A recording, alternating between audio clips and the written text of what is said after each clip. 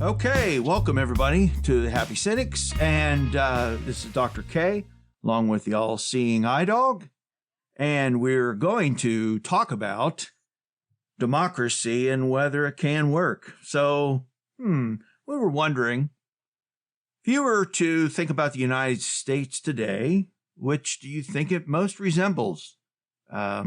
Gilligan's Island or Lord of the Flies? Now, for those of you that don't know the references, because I know we are getting a little out there in the years now, but Gilligan's Island was a TV series that only lasted about 3 seasons, I think, in the 1960s. And it was about 7 people got stranded on an island southwest of Hawaii, somewhere, on an uncharted island, and then they went through all these different things, different experiences, and could never get off the island. But you basically had 7 characters. You had the skipper, who was the captain of the boat. It was 5 people went on this 3-hour tour, and then they got caught in this 3-hour tour. It was supposed to be a 3-hour tour, but it ended up being 3 years. But this storm came up. Wasn't in the forecast from the National Weather Service, and they ended up getting run aground with the ship damaged on this island. So you had the skipper, and then the first mate was Gilligan. Then you had a movie star, Ginger Grant, and then kind of your like beautiful girl next door, Marianne. And then you had multimillionaire, of course, that was back in the day when millionaires were like today what they are, billionaires. Thurston Howell III and his wife, he called her Lovey. That was her nickname. And then there was the professor. And the professor, I don't know what he was a professor. I can't remember what he was a professor of, but somehow he managed to bring like a library of books with him. And so anything that came up on the island, he could research, what spiders were venomous and, how to do this and do that. And they, he could fix the radio, but they couldn't figure out how to make a transmitter. But I don't know. It's really kind of bizarre. But everybody got along, except, the very beginning of the series, it was a little bit of fighting, but then they all kind of settled down. And then, it's just like everybody kind of goes with the flow and everybody works together. There wasn't any like love triangles or anything like that going on. It's not like, if you watch Big Brother or Survivor today, that kind of stuff where you have these secret alliances and all this other sort of thing. And then we could compare that to or contrast that with Lord of the Flies, the novel by William Golding. So you want to give a recap of that, Isaac? Yeah.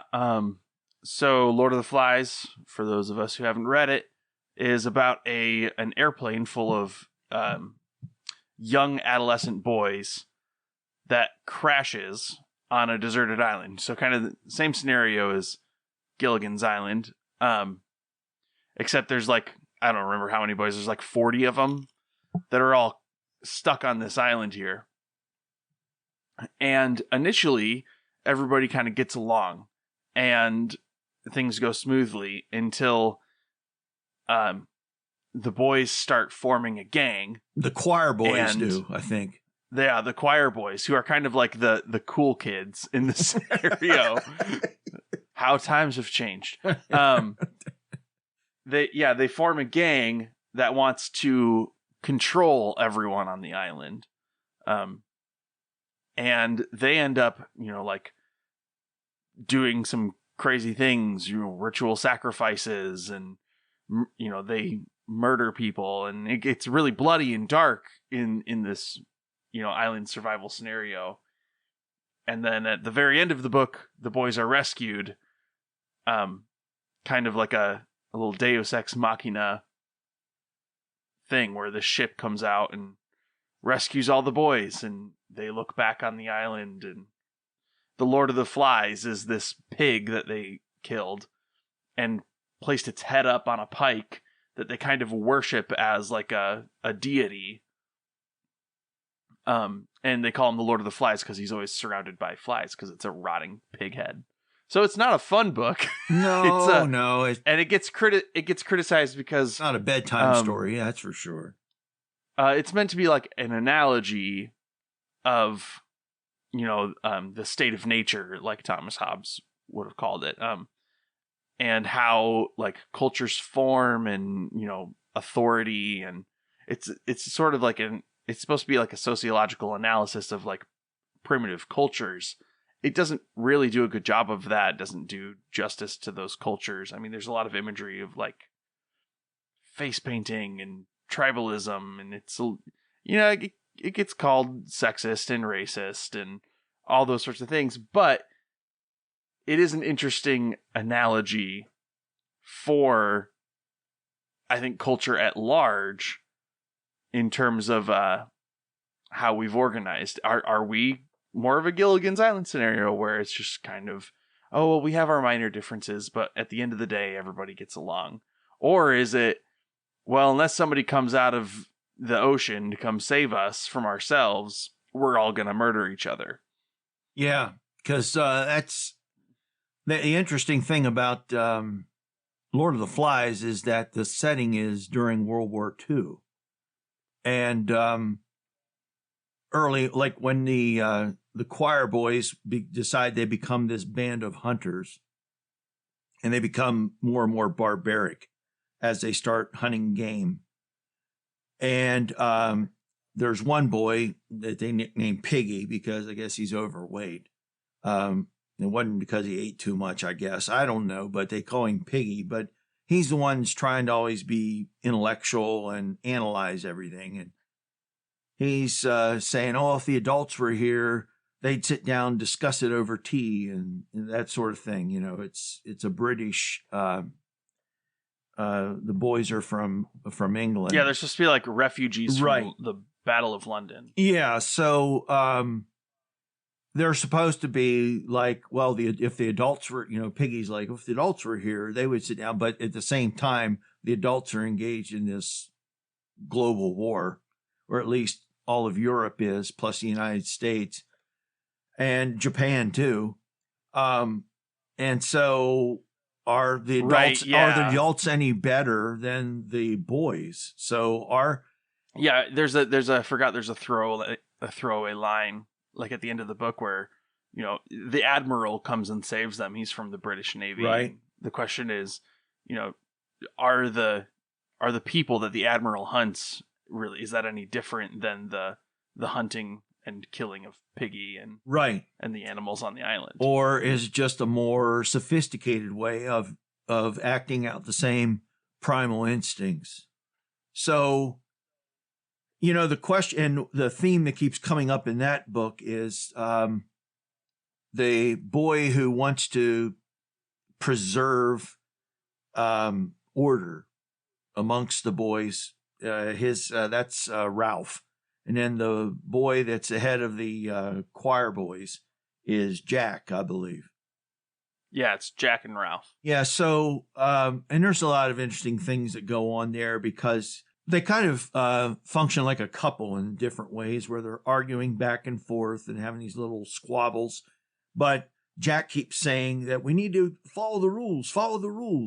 Because without the rules, that's, we don't have anything. And so he's thinking, and that's what Golding's trying to plant in everybody's mind is laws.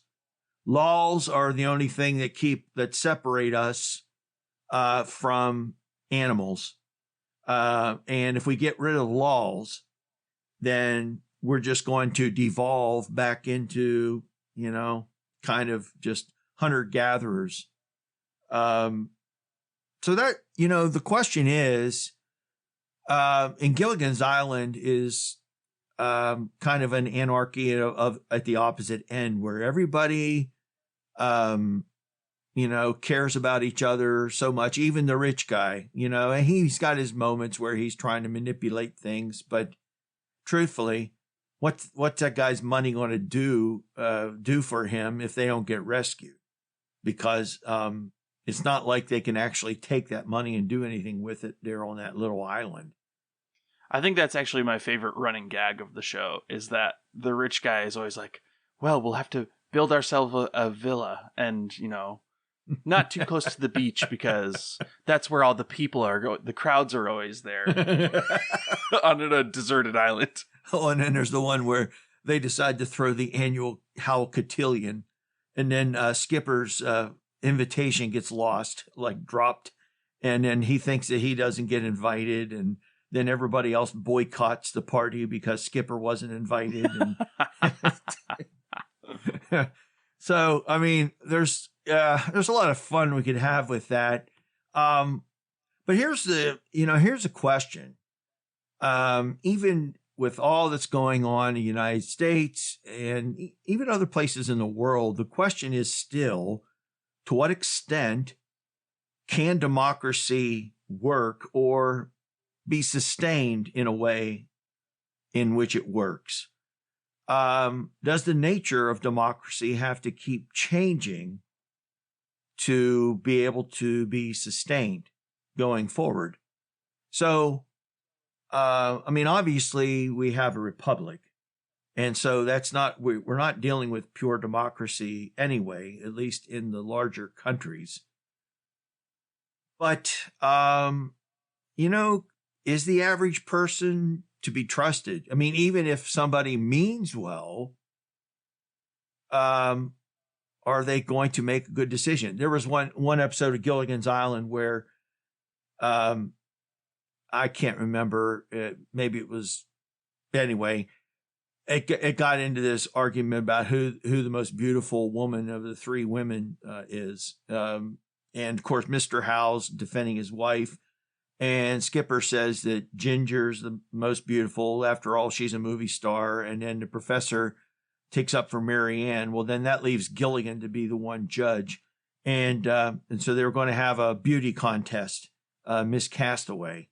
I don't know if you saw that episode or not, Isaac. No, I didn't get that far in. Yeah. So what ends up happening is that they're like trying to sabotage each other's, like whenever the women are up doing their talent portion, they're like sabotaging each other, and like pouring glue on the stage and blowing, like spitballs or whatever, at the other women or at different things like that. And Gilligan's down there, like, writing on paper and stuff. Well, then he ends up like deciding that this gorilla is Miss Castaway because he doesn't want to get involved in it. And after all, she's the only one born on the island, so she should, and everybody like accepts that. And then, anyway, it's just so goofy.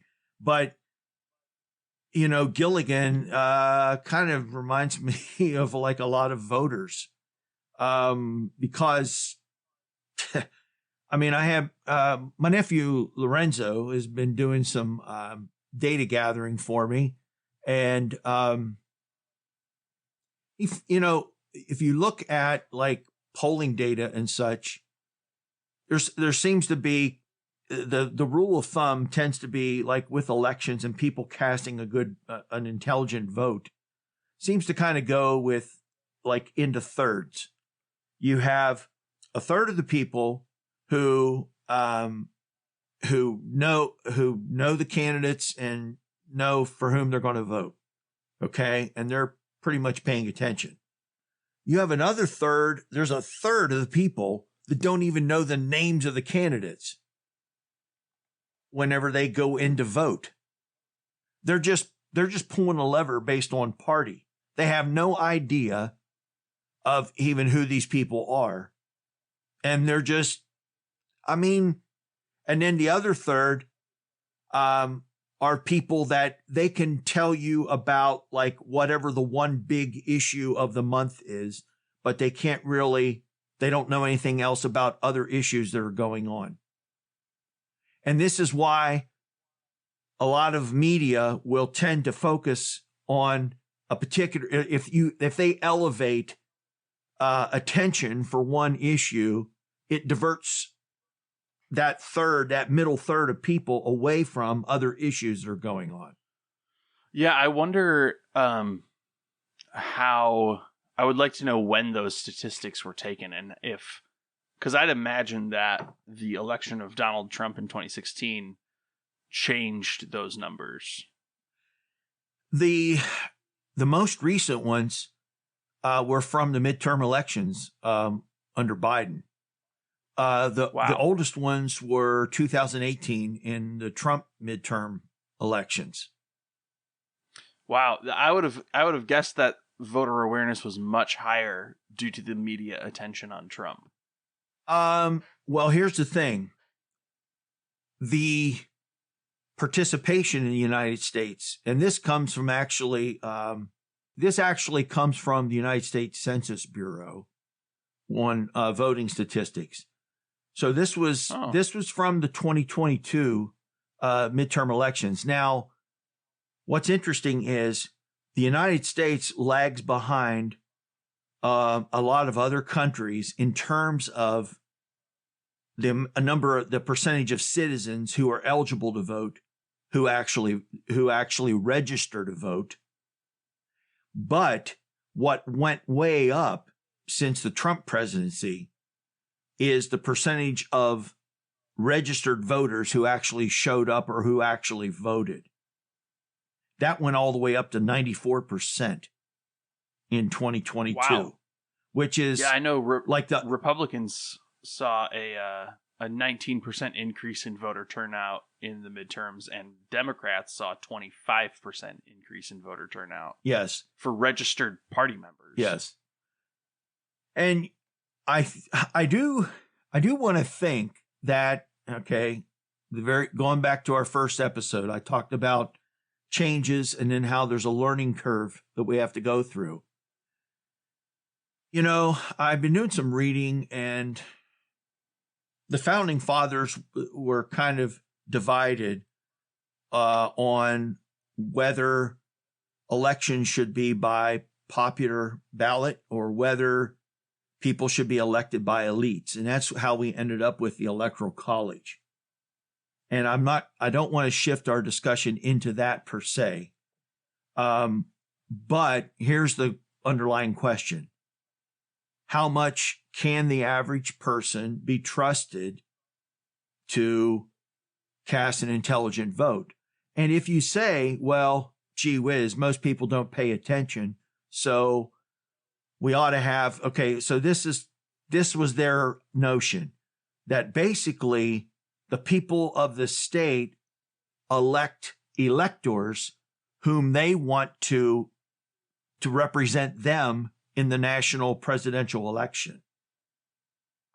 That's why I honestly think that Trump was looking for a loophole to try to get, electors to vote against the vote of the states, but states by and large over time moved in the direction of, we're going to follow the popular vote. And I know different states do it differently, so I don't want to get into all that. But the point, the point I'm trying to make is we still even have these hangups because, the question is, why don't we go to just a popular vote? And would that be the solution, or would that only add to the problem?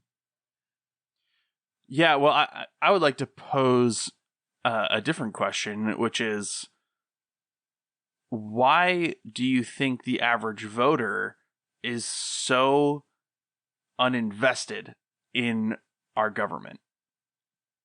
I think, truthfully,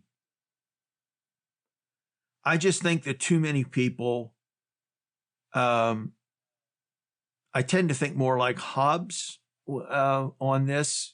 I think too many people, Hobbes' view of the average person was that we're not necessarily selfish, but we're self-centered.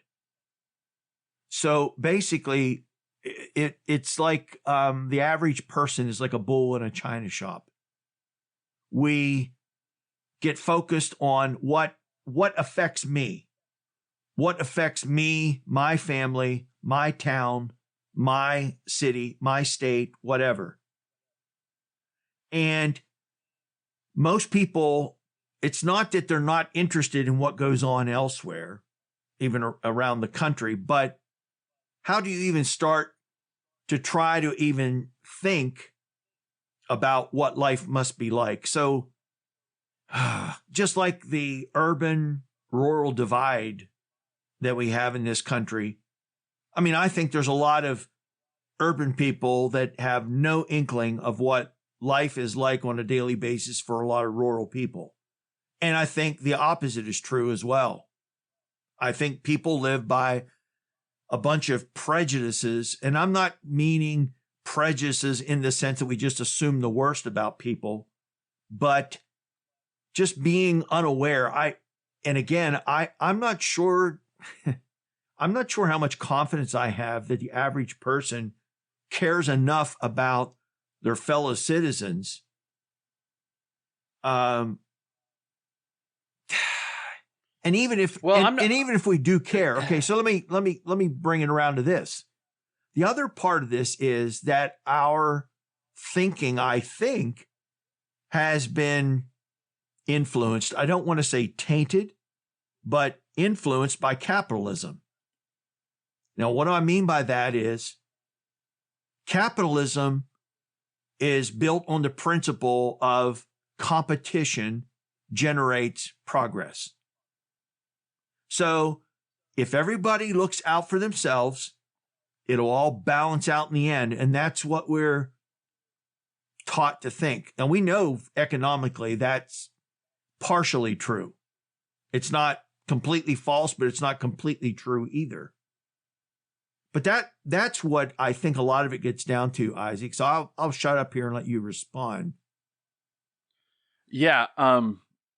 Well, I certainly agree that part of the issue is that we've been sort of influenced by our capitalist environment. Yeah, I heard the quote a long time ago, and I don't remember who said this, but I go back to it frequently, that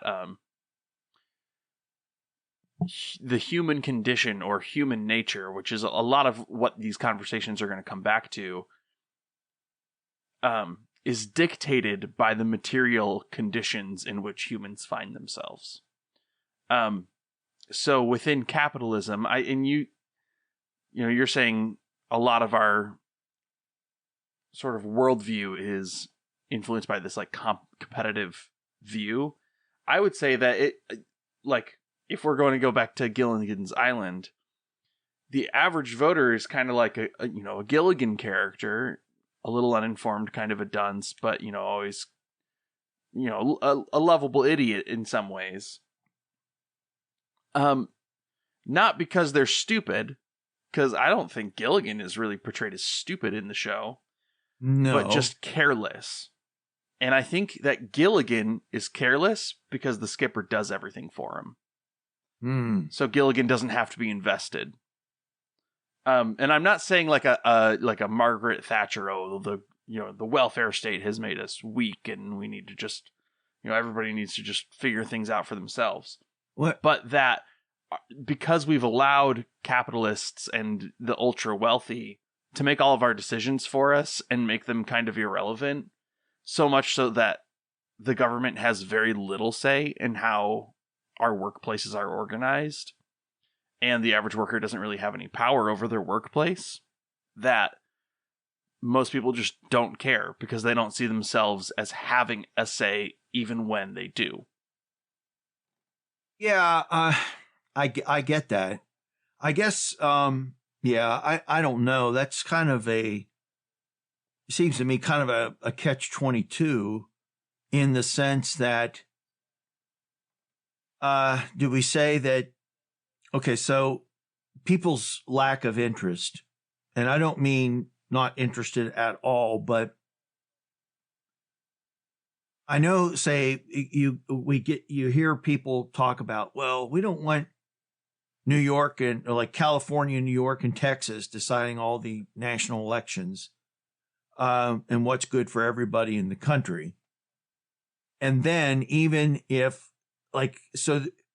that's even oversimplifying it a bit, because even once you try to vote in behalf of somebody else, there's always the risk of that person taking advantage of that. So I know people personally, for example, that are really skeptical about welfare programs, but they would help somebody out that they knew personally. But they're very skeptical about it being through government or some kind of bureaucracy or institution, because there's not going to be accountability, whatever. So this is why I think people want to believe that democracy is supposed to work like capitalism is supposed to work. If everybody just gets up off their butts and looks out for themselves, it'll all even out in the end. I think that's what a lot of people assume. And so at the end of the day, it's kind of back to can't remember which emperor said this, but the bread and circuses. Give the people bread and circuses. As long as they have enough to eat and you can keep them entertained, you can pretty much do whatever you want to do as the leader. And I think for a lot of people, that's true, because by and large, economics are, like always, the biggest issue that drive any election. How's it going to affect my pocketbook? And I'm not saying I don't care about my pocketbook. I certainly do. But this is what ends up happening. And what ends up happening is, like, if you don't care about what's happening to other people, you're helping to a certain extent to erode the system that eventually is supporting you as well. I don't know if that makes sense. Yeah, well, I would say that the issue is not so much that people are voting in their own interest and that they're orientated, self-centered. I don't find a problem. Oriented. Oriented. There it is. I don't think there's an issue with people wanting to have control over their own lives. No. And their own, have a say in their own destiny. I think the problem is that people for so long have not had a say in their lives and their destiny that they have become susceptible to manipulation. All right. So let me play devil's advocate here. What kind of say would people want in their lives anyway? What kind of say? Because I would think that if people really wanted to say, they would band together. I don't know.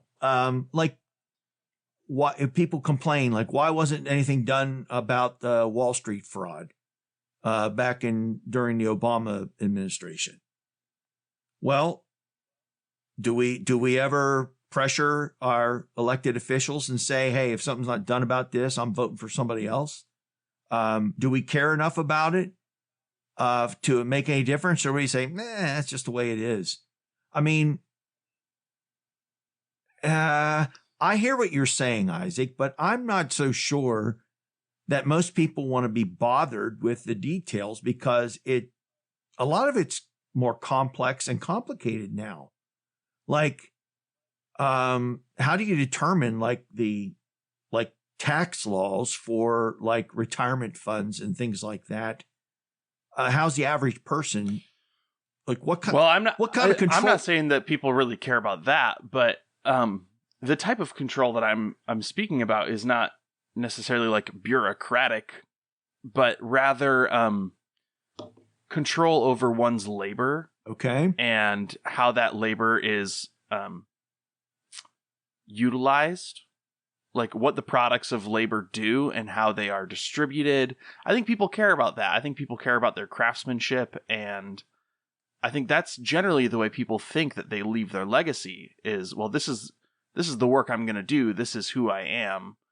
And I think everyone has a vested interest in, they have some identitarianism, like, I am a blacksmith, I am a carpenter, and that is sort of a meaning-making thing for them. And so I think everyone has a sort of tied-up interest in democracy, at least in the workplace, but they're never given that opportunity to have a democratic workplace. And so then when democracy comes in the form of government, that they're not interested because it has no relevance to their labor. All right. So I agree with what you're saying, but at the same time, I'm thinking, all right, I don't think most people, this isn't based on any research. I'm just kind of going by my gut feelings here. I don't think people want, and I think polling data would back this up. Americans don't want, say, socialized occupations. We don't want communism. We don't want to have to work for the government in some kind of socialistic system. In fact, that's why so many people are afraid of people like Bernie Sanders, just because he used the word socialist. And I think all he's talking about is like programs like for certain things.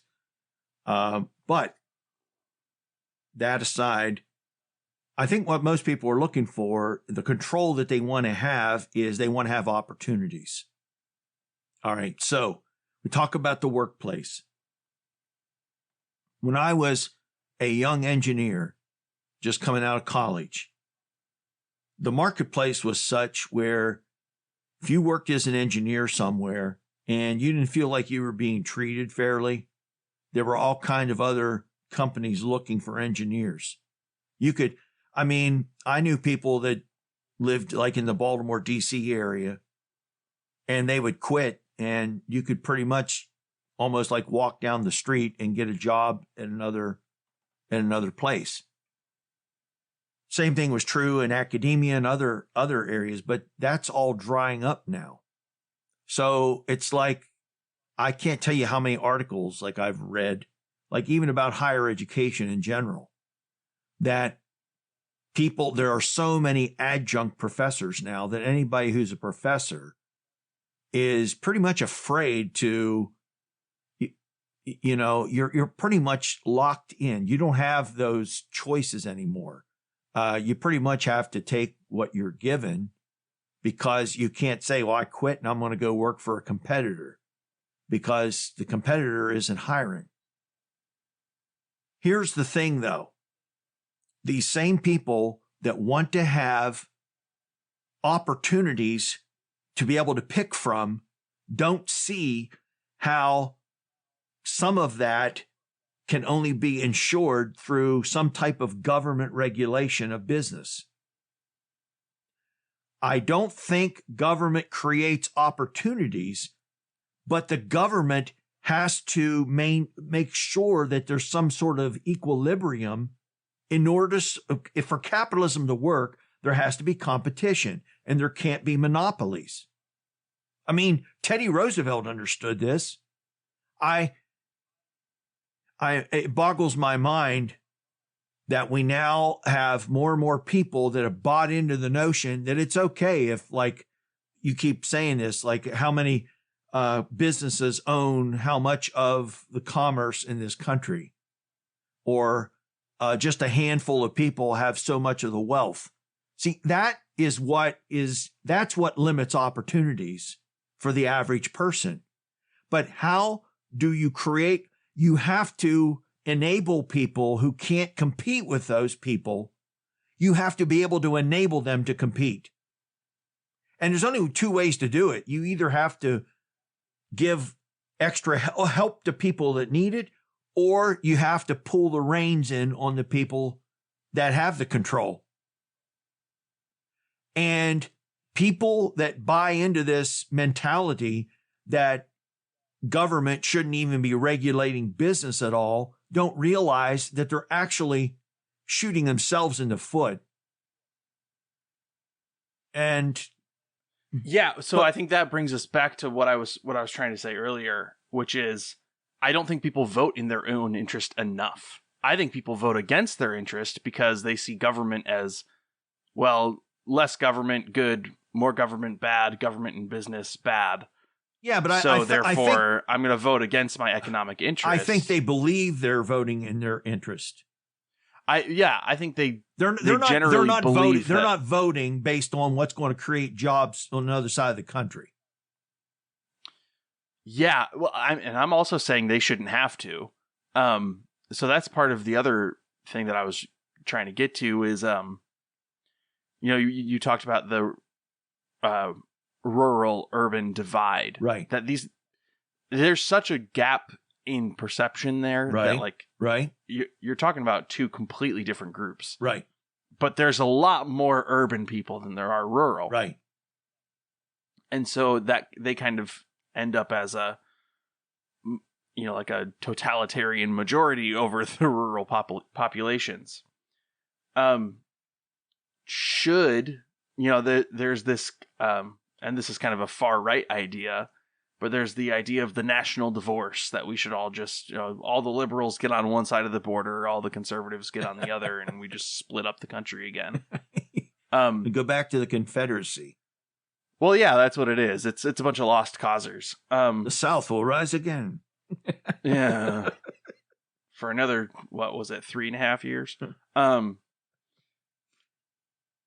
Well, I think there's an argument and a deeper question to be asked of to what extent is representative democracy on the scale of the United States of America even possible? Does it achieve the goals of our society at all? What are those goals? Is democracy worth defending at this point with the way we have it? Well, okay. The question would be, I had a quote here from Benjamin Franklin. This is part of his final speech before the Constitutional Convention. He says, "When you assemble a number of men to have the advantage of their joint wisdom, you inevitably assemble with those men all their prejudices, their passions, their errors of opinion, their local interests, and their selfish views." And the thing is, and I can't remember if it was Franklin or Adams who said, yeah, this isn't a perfect system, but it's the best one we could come up with. So this would be the question. I don't know that you could say, well, how can we defend a particular version of democracy? But the question would be, to what extent should the republic be controlled by democratic processes? To what extent, or let's say, okay, let's come back in principle again. So a republic is based on the principle that it's just impractical to have every citizen vote on every issue. Nobody has the time. And things keep getting more and more complex. So if you think about all the issues that we have to think about in society, here would be a good question for you. So referendum votes, should we be using them less or more?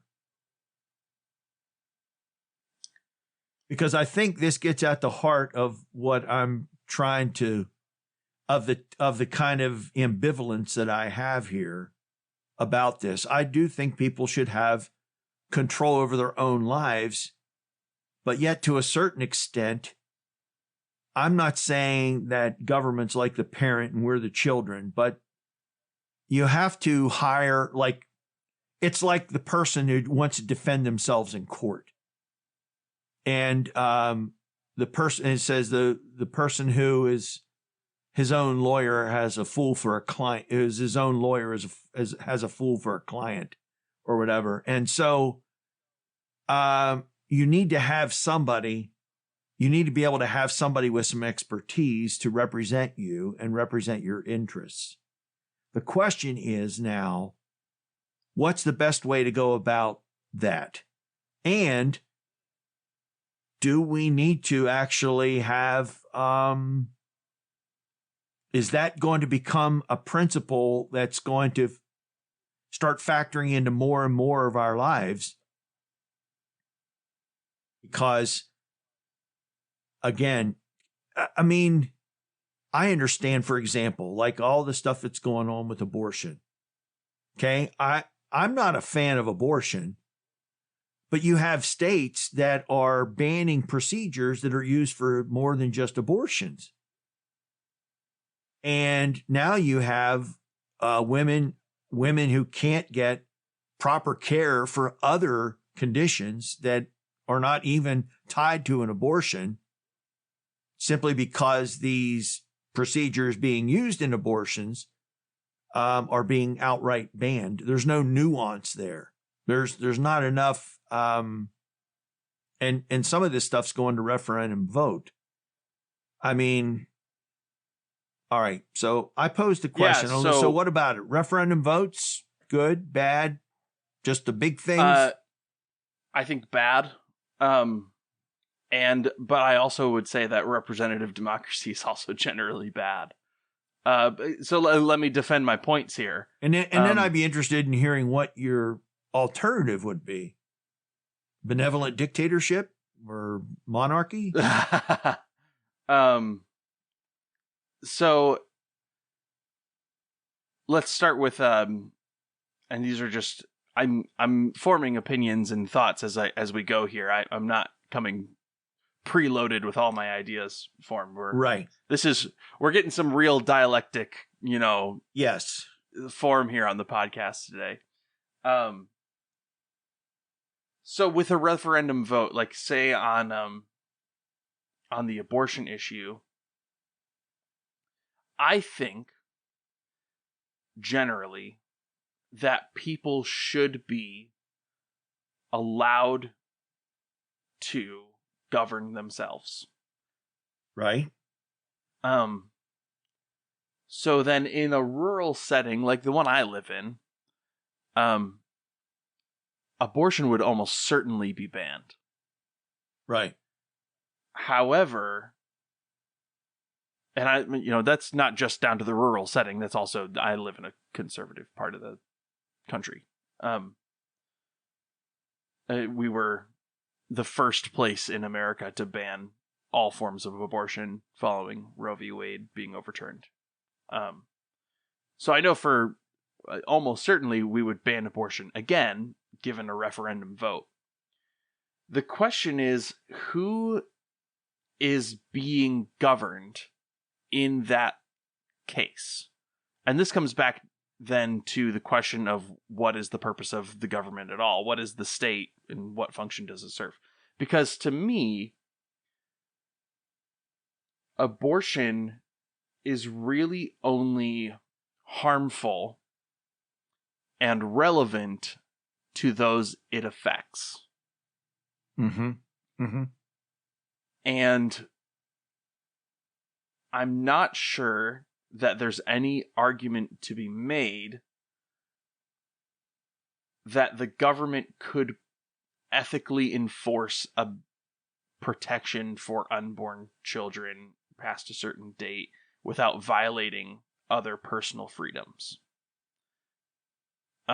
So in that case, I think generally the referendum is people trying to have a say over the government and governance of other people that are not themselves, and therefore bad. So, right? I think it's government overreach, even if it's a referendum vote. So are you advocating libertarianism?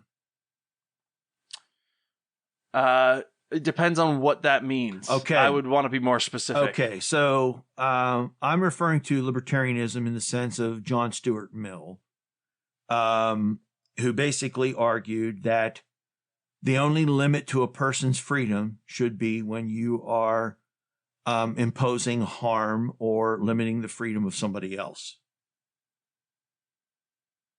Yeah, that would be that.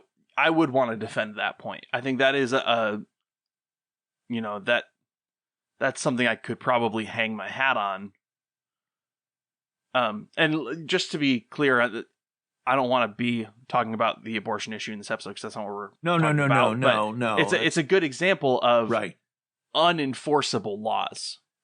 Because in order to really ban abortion, you have to, or let's say to do like a limited ban on abortion, like, oh, we want to ban abortion in these cases, but not in these other ones, right? We want to save the life of the mother in an ectopic pregnancy, but we don't want, there to be 38 weeks in abortions. In order to really enforce that, I think you have to violate the privacy of patients. Yeah. In every case, right? So anytime there's an ectopic pregnancy, there has to be an audit of it. And I think that is too authoritarian. I think that that's a violation of personal freedoms more than just allowing abortions to be free. Well, see, and this is the thing. This country, I think, I would want to argue that the strength of this country was its libertarian approach to, say, personal freedoms. And that means that you let people live their lives. Everybody has the right to life, liberty, and the pursuit of happiness. So the pursuit of happiness, that's a libertarian principle, that everybody has the right to live their own lives the way they want to, unless it becomes something that is harming others or, damaging the common good. All right. Now, there are certain things that harm the common good, and then there are other things that don't clearly harm the common good. But typically, there may be other reasons, but when people want to impose their personal mores on other people, it's typically either money or religion that's involved. Because people either want to be able to make a buck, some people want to make a buck off of it, and that's their motivation. And the other folks, because it bothers their conscience, they can't accept letting other people do things that they consider morally wrong, even though there is no demonstrable proof that this is somehow harming the common good. Same-sex marriage is another example of something like this. So people should have the individual liberties. If they don't want to have a same-sex marriage, if they don't want their church to have them or whatever, that's their right to not have them. But that doesn't mean that somehow if a church down the road wants to marry a same-sex couple, that somehow that's harming the town or the community. Now, if somebody wants to make that argument, they're free to make it. People have been trying to make these arguments. The same thing like you were saying with abortion. Now, abortion comes back to the whole issue about what is personhood. At what point does the Constitution protect a fetus? And that's a separate issue. We can maybe tackle some of those underlying issues, like what constitutes personhood or something like that, because truthfully, the beginning of life issues also apply to end of life issues. When you have people who are near the end of life and you start getting into life support or organ donation and things like that, that's all part of that as well. But here's the thing. Libertarianism is that the principle that needs to be embraced again And truthfully, I don't see how democracy can be sustained apart from some type of libertarian approach, because that at least says, okay, you're free to live your life the way you want, but you have to give other people that same freedom. Now, if something is caught harming, I don't want to monopolize you. I'll let you get in a second. One issue that does seem to me to affect the common good is climate change. So that is an example of an issue that you just can't let it up to everybody's individual preferences, because it's affecting everybody. We're all living in the same climate, breathing the same air, drinking the same water, etc. So anyway, that's kind of my little 2 cents there. Go ahead. I didn't mean to cut you off. Go ahead. Yeah, so I want to just bring us back to then the question of representative democracy versus like a direct democracy approach. Right. Direct democracy would be like equivalent to referendum votes on everything. I generally think that representative democracy cannot maintain libertarian principles because libertarianism does sort of require that people be involved in their own governance. And the minute that people, I think when there's a layer of separation of another person between you and the power of the government, the power of the state, it invites corruption and it does, but it invites a higher level of authority than I think is really sustainable in democracy. Yeah, but if you're following libertarian principles, that automatically starts reducing the range of issues that should be dealt with by the government anyway. Sure, but the issue with representative democracy is that somebody can say that I believe in libertarian principles and then get elected into office on those grounds and then turn around and be lying about it. And that's the problem, is you can't trust authority to not perpetuate itself. All right, well then, okay, so are we disagreeing in principle, or are we disagreeing on how it could be implemented? I think this is an implementation question. And I think that's an interesting question of, okay, well, if we want to hang our hats on libertarian democracy, and I do want to note that when we say libertarian, there is a right-wing slant to libertarianism in America that is not really present in the larger theory of libertarianism. We're not Tea Party conservatives. No.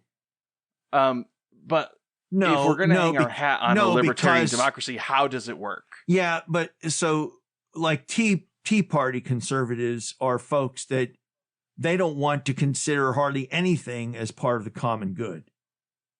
So like we can't regulate businesses. We can't have EPA. EPA's doing, but these are things that are in the common interest and have to be regulated. They at least have to be addressed. And see, even capitalism. So if you approach capitalism by the same standard, capitalism should be free to generate competition, progress, etc., except at some point when capitalism starts affecting the common good, and that is still kind of debatable. I mean, you just can't let capitalism run amok. There has to be regulation to it. I worry that when we say capitalism, we really mean a free market. Yeah, we do. Because there are other free markets that are not capitalist. So and this may be a whole nother episode on different economic forms of organization. Yeah, could be. But to me, when you say capitalism, I hear worker owned, or not worker owned, capital owned labor. So to me, that's not really like, that can exist in a controlled market. Like I would say China is essentially state capitalism, but it's not a free market. Or it can exist in a free market. Like, I mean, some would argue that America is not a free market anymore because it's controlled by corporations. But I think a free market is a extremely important thing to hang the hat on when it comes to generating wealth and opportunity for everyone. I just don't know if that's equivalent with capitalism. Okay. That aspect of, I would say that aspect of capitalism. Yes. Although I do think that in principle, the economic system does have to ultimately rest on private ownership and investment, not government ownership. I totally agree with that. But again, it has to be regulated. So again, I'm talking about, say, capitalism with a harness on. Is what I'm thinking. Anyway, that definitely is another episode. Now the question, circling back, and we can maybe, start tying this up and putting a bow on it. Maybe, I don't know. The question would be, okay, so what would be the average person's role in having some kind of strong republic, a democratic government, a government with some kind of democratic control? So what should the democratic control be? To what extent should citizens be able to vote on specific issues, or to what extent do we have to defer to people to represent us?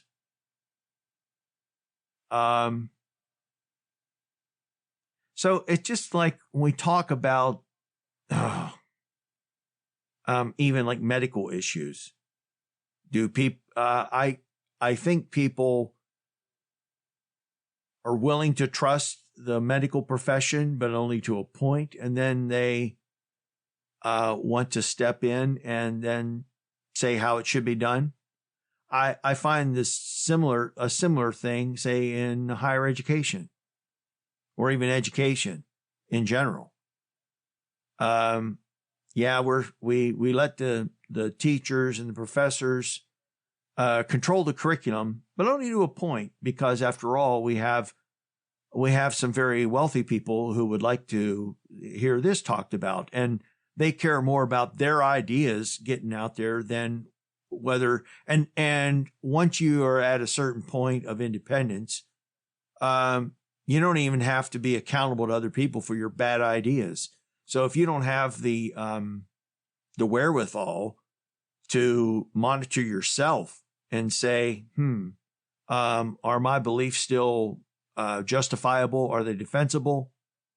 It's like, oh, I've got so much money, and if you want my money, well, then this is what I want to hear that's being taught, or whatever. And I'm talking about all kinds of institutions, believe it or not, because this kind of thing goes on all over the place.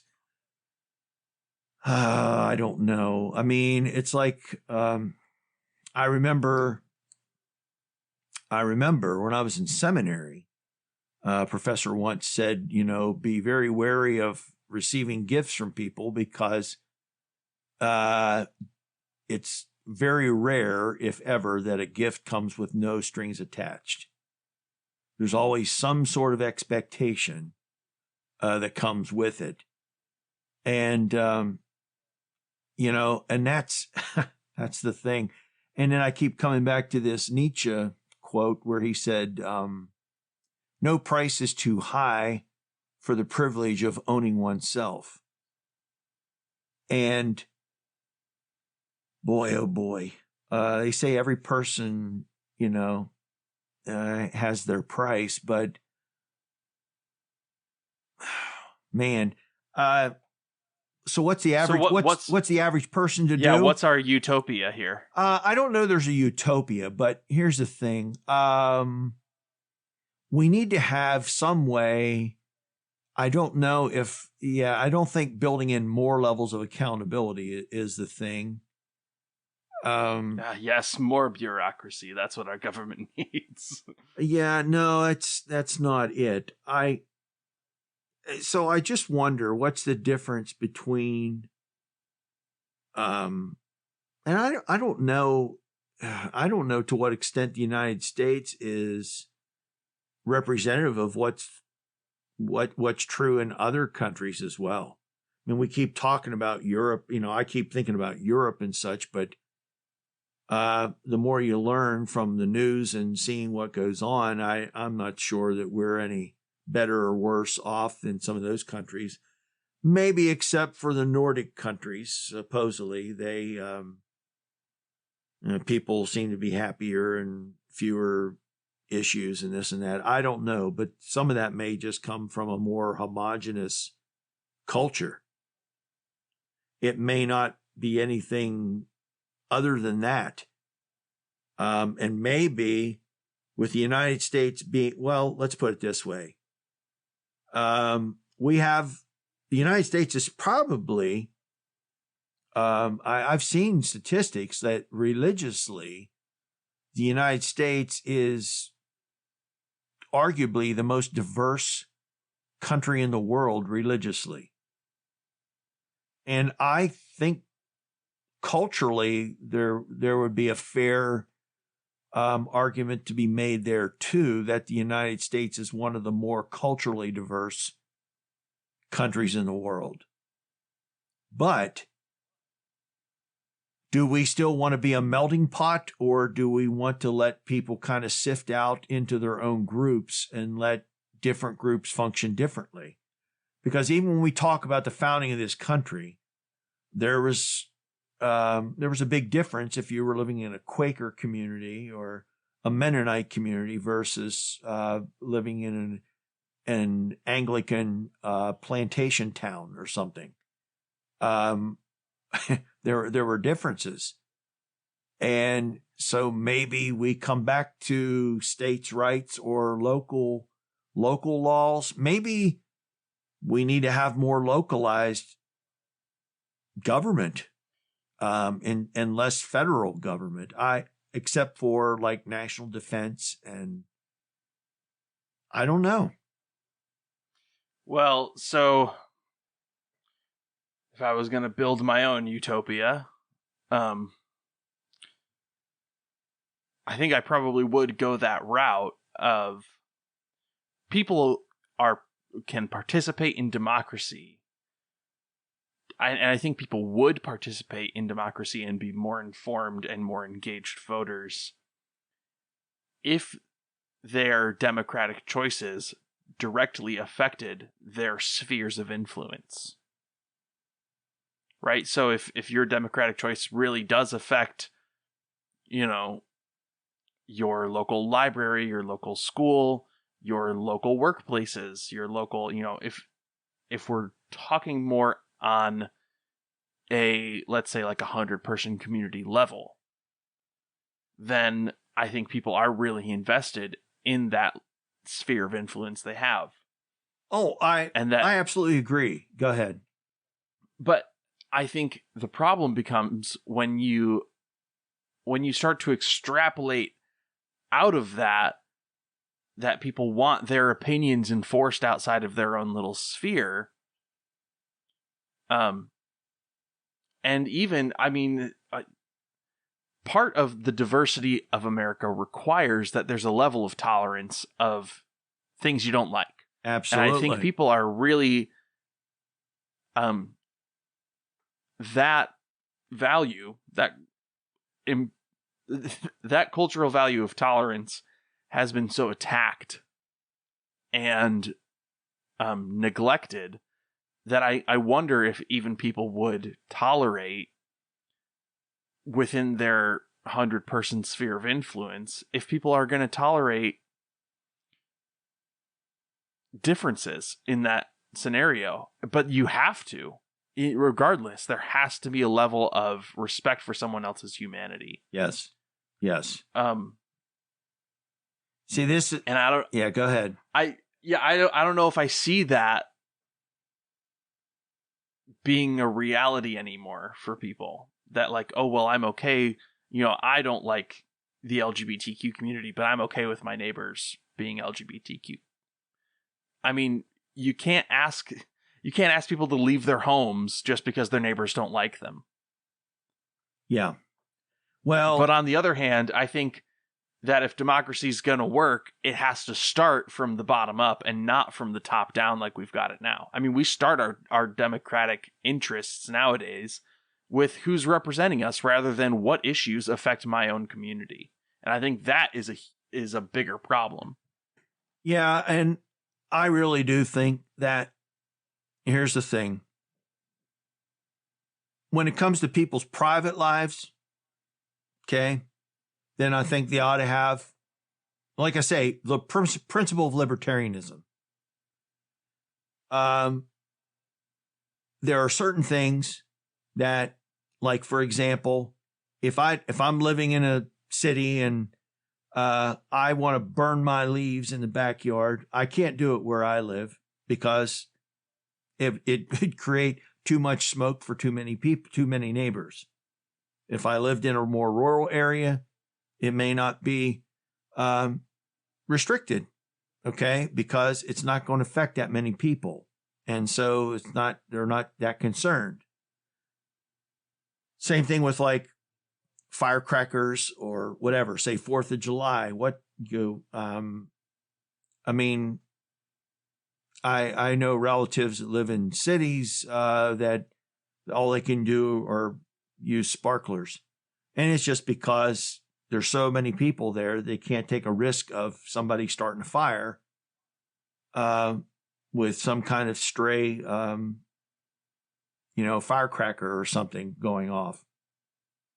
But the thing is, people are going to have to, like you say, up their level of tolerance when it comes to the public sphere.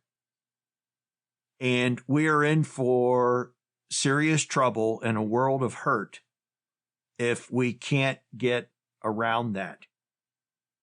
See, and I think this is part of the, I wouldn't say cultural war, but let's say cultural malaise that I think exists in our country right now.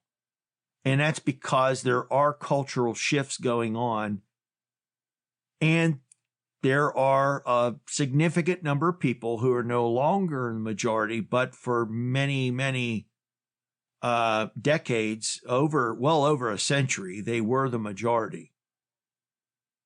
But now that you have people who don't want to live by those same standards, the question has to be asked, is this harming the common good? And if it's not, then you just have to hold your nose and put up with it, whether you like it or not, if it's not harming somebody. That is what we're going to have to get around, or else it's just going to be constant infighting. And that, oh my, and that's another part of this whole thing about businesses and people's feelings and beliefs and preferences and this and that. Again, it makes a difference whether you're wanting to do business in the public sphere or whether you're wanting to do business in private on a case-by-case basis. If I'm just giving piano lessons in my home, or I'm only baking wedding cakes for people that I want to bake wedding cakes for, and they pay me to bake a wedding cake, and I'm doing it as a private business, then yeah, I can pick and choose which cakes I want to bake and which ones I don't. But in my opinion, once you get out there and you want to be licensed by the city or the business district, whatever, wherever you're at, and you want to be licensed to be able to sell your products and advertise, then you can't pick and choose, in my opinion. You can't pick and choose the people you want to do business with and the ones you don't. I mean, that has to go out the door if we're going to have a society where everybody has the same level of freedom and respect. Oh my goodness. It's like... So, not to raise a ginormous question right at the end of an episode. Well, where we can, this can be a teaser. Yeah, for maybe another, this is a teaser. A teaser for another episode sometime. But to what extent does this cultural malaise, as you called it, to what extent is it a mimetic crisis because of a failure of religion to satisfy our violent impulses in our animal nature? Oh my. Oh, yeah, that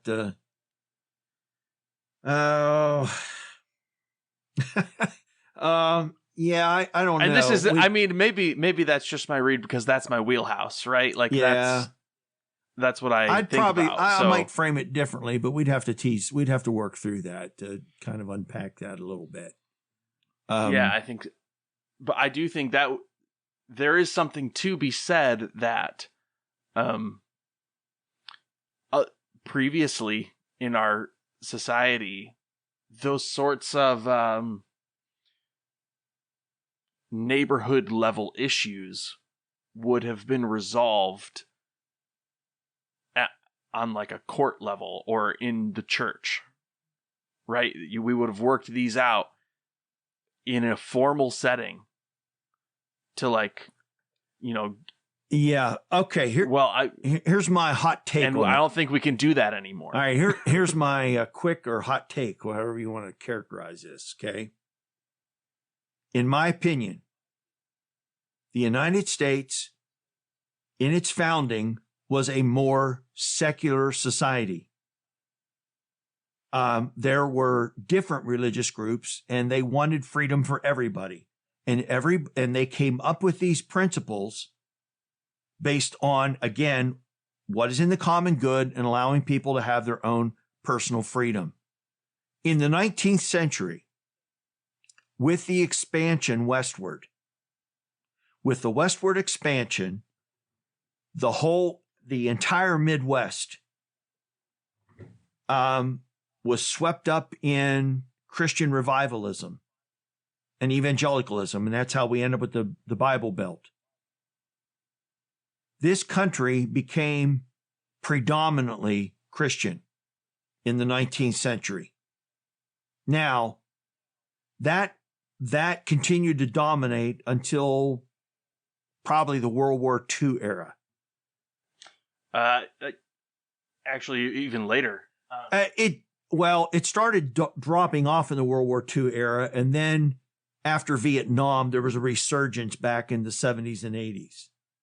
Yeah, the data shows that America has become more Christian, and measuring that not on like personal testimony, but on church attendance. America has become more churched, increasingly post-World War II, up through the 90s and early 2000s. Yes, but in the last 20 years, it's been on the decline. Now, correct. So this is my point. The Christianity that was predominantly embraced in this country, because there was the same tensions between Christian groups. The evangelicals were pitted against Catholics and mainline Protestants. Okay, that's where the tension was. Now everything has shifted. We're now back at the point where the question is whether our population can go back and actually embrace the principles from our government from a secular perspective. I think that a lot of people never really considered the common good. What drove the mores of this country was religion for like a century and a half. And so I want to say that we had democracy, but it was artificially, and I want to be careful how I want to frame that, but religion kind of did most of the work. People didn't think about the common good. They basically just, well, what does the Bible say? What does my church say?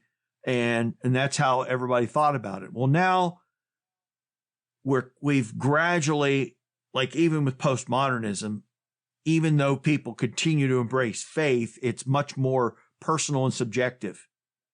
So this is even apart from the secularist issue.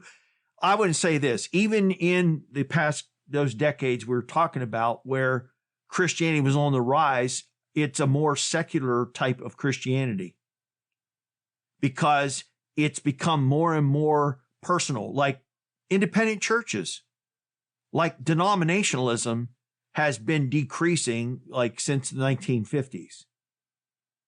That's kind of my thinking here, Isaac. People have been more and more driven to determine their own paths, as opposed to just following what the church says or what the tradition says. And so we've now reached a point where we have to learn how to embrace these democratic principles without the props, I should say, of religion to do this thinking for us. Because not everybody is embracing all of that anymore. So even amongst Christians don't even agree on some of these issues that we've mentioned here today. And why is that? Because over time, Christianity, as well as other religions, the social mores change because as the situation changes, as we learn more about what the real dangers are versus just the fear of the unknown, we start to kind of change our views about, well, maybe it wouldn't be so bad if we let women vote. Maybe it wouldn't be so bad if we let women have positions of power. Maybe it wouldn't be, maybe we shouldn't be enslaving other people. Okay? Those things have changed. And so people have backed away from their traditional faith for centuries. But they don't want to acknowledge that or see that. But now we're at a point where there are new issues being brought up. And the question is, do we continue with tradition? Do we continue with the dogma? Or do we say this needs to be reconsidered because we know different things about this now? And people are divided on that. So here's the thing. What people want to do in private, they should still be able to do in private. But if we're going to coexist in a broader society, there needs to be that distinction between private and public so that in the public sphere, it comes back to everybody has the right to life, liberty, and the pursuit of happiness. Because those are the libertarian principles. I think there's an important acknowledgement to make when we're talking about the religious history of America, that a lot of the significant movements which eventually became establishment were fairly secular progressive movements to start with. Right. I mean, even before America was a nation, the largest influence on evangelicalism was Wesleyanism, and Wesley was fairly socially progressive and accommodating to different ideas. Mm-hmm.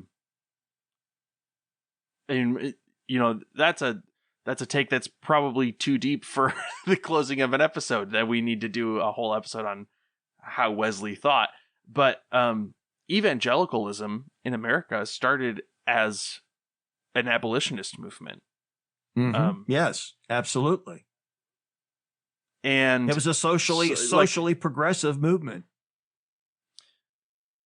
Yeah, and fairly accommodating to different theological identities within itself, except if they if they disagreed on certain social issues, then you weren't like you couldn't support slavery and being evangelical in the first wave of evangelicalism. But you could be a Calvinist or a Wesleyan and still call yourself an evangelical. Right.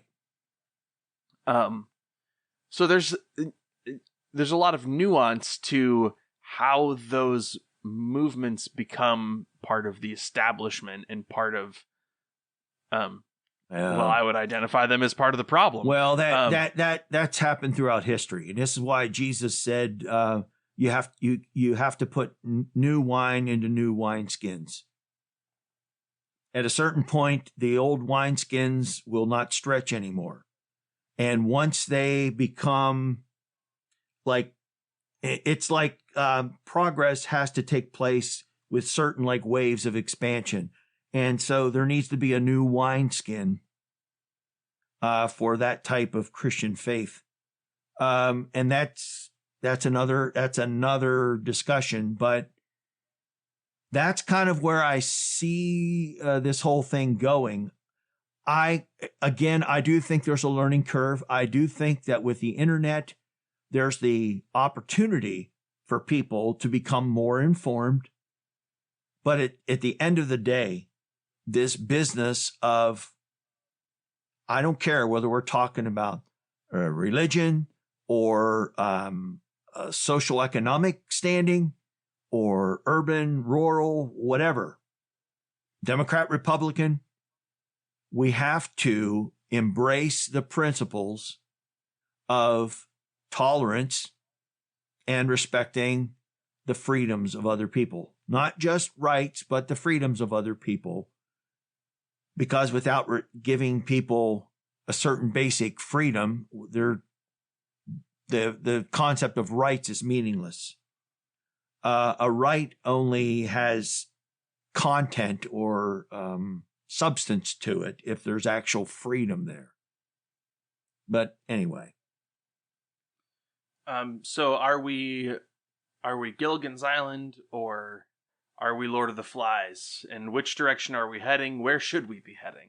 Yeah, that's what we're going to have to decide. And I think we probably could find some of both of those groups out there.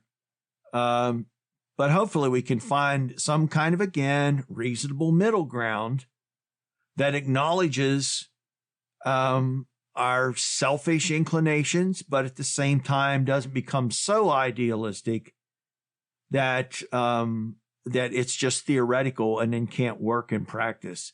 We have to be able to put it all together. I don't know if we've solved anything, but hopefully we've been able to tease out a few things here and give everybody something to think about. We'd love to hear your feedback and your thoughts on this. And again, we have a Facebook page now, and Isaac, we still have our let's see, how else can they get in touch with us? Well, the best way to get in touch with us is to leave us a review on Apple Podcasts. Yes. Or give us a rating on Spotify. Outside of that, you can find us on our Facebook page, or you can reach out to us at thehappycynics@gmail.com. We're always happy to take questions. We can always circle back to topics we've covered before if our listeners want to do that. But any sort of engagement would be great. So send us your questions, send us your thoughts, send us your reviews. It's all appreciated. All right. That's it for this episode. We wish all of you happy cynics out there a good day and a good week.